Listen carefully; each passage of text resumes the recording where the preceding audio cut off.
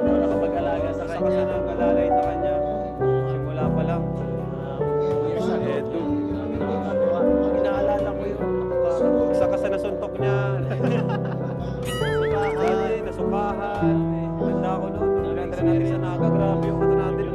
paghihirap na. Paghihirap natin na sacrifice para ipa-check up yung ganyan. Lahat naranasan natin at makita siya natin na ganito na medyo mas gumaganda yung kalagayan ng kalusugan, yung kanyang mental health, nakakatuwa kasi parang nagiging normal na siya maging parang kagaya na siya ng normal na bata ngayon na nagagawa na niya